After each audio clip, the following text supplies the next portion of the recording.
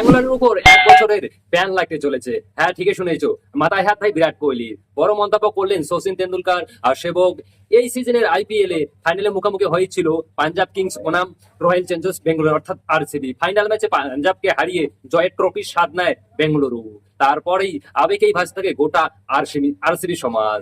নির্ধারণ করা যায় রোড শোর দিনক্ষণ, আর এই রোড শোতেই ঘটে যায় মর্মান্তিক দুর্ঘটনা। দাঁত ভাঙা ভিড় সামলাতে ভাই হিমশিম খায় পুলিশ প্রশাসন এবং আরসিবি, যার ফলে মারা যায় প্রায় 11 জন, আঘাত হন আরো অনেকেই। এই ঘটনা ইতিমধ্যে পুরা আইপিএল সমাজকে একটা ভয়ের কারণ হয়ে রয়েছে। আর এই ঘটনার পর আরসিবির ম্যানেজমেন্ট 3 জনকে গ্রেফতার করা হয় আরসিবি। আর সোশ্যাল মিডিয়ায় ট্রেন্ড দেখা গেছে হ্যাশট্যাগ অ্যারেস্ট কোহলি, অর্থাৎ অনেকেই এই ঘটনার জন্য কোহলিকেও দায়ী করে। হাজতবাস মানে অর্থাৎ জেলের ভাত খাওয়াতে চাইছে কোহলিকে।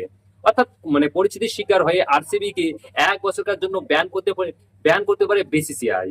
যা শুনে মাথায় আকাশ ভেঙে পড়ে আরসিবির খেলোয়াড়দের। প্রথম থেকে এই ঘটনায় বিরোধিতা করেছেন তিনি। তার বক্তব্য যে ভিড় সামলানোর দায়িত্ব ছিল ম্যানেজমেন্ট এবং পুলিশ প্রশাসনের উপর, এতে খেলোয়াড়দের উপর কোনো হাত ছিল না, শুধু শুধু তাদেরকে ব্যান করানো হয়েছে। এই সিদ্ধান্ত একবার ভাবা উচিত।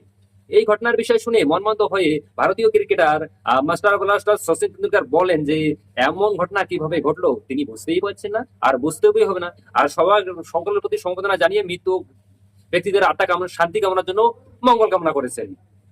তো দেখা যাক যে এখানে কি হয়।